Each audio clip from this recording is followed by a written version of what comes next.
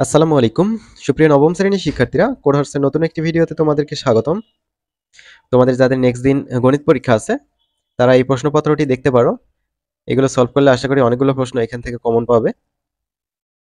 এই প্রশ্নপত্রটি অনেক গুরুত্বপূর্ণ।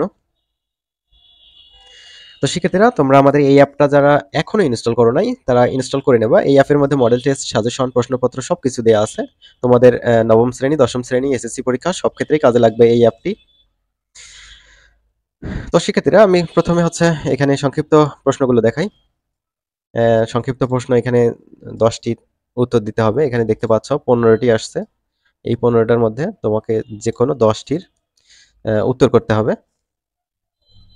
তো এই গেল সংক্ষিপ্ত প্রশ্ন।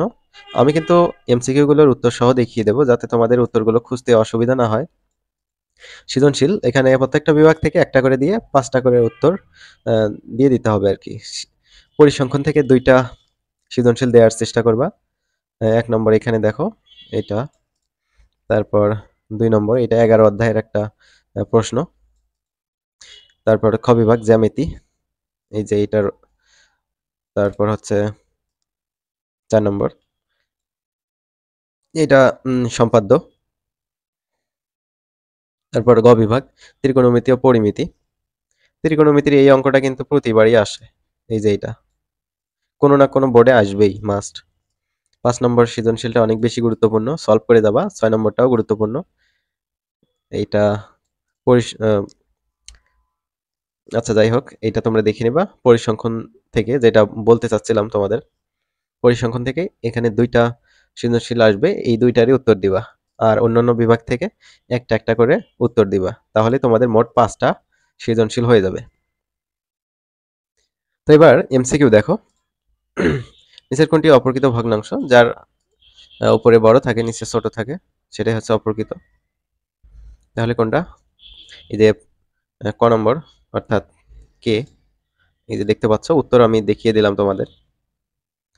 বলছে এত সংখ্যাটির 2 দশমিক স্থান পর্যন্ত আসন্ন মান নিচের কোনটি? যদি আমরা 2 ঘর নিতে চাই, তাহলে 3 নম্বর ঘরটা দেখব।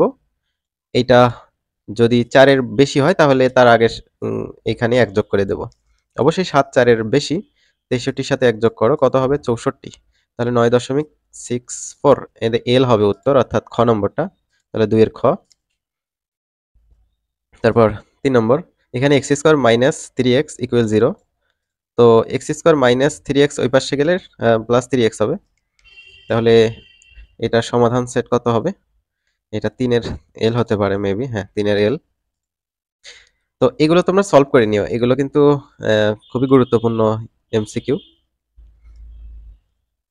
এগুলো আমি দেখিয়ে দিলাম, সাথে উত্তরও দেখাচ্ছি মাঝে মাঝে।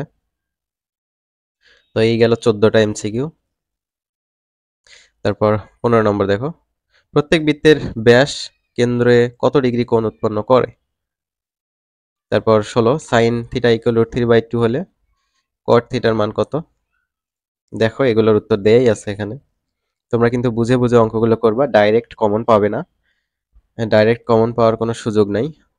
টাইপ কমন পাবা, বা প্রশ্নের একটা ধরন আছে, ওই সংখ্যা যাতে চেঞ্জ করে দিলে পারা যায়, সেভাবে তোমাদের এগুলো সলভ করতে হবে। তো এই 30টা এমসিকিউ আর 30টা এমসিকিউ এর উত্তর। আশা করি তোমরা এগুলো সলভ করবে। তো শিক্ষার্থীরা, ভালো থাকবে।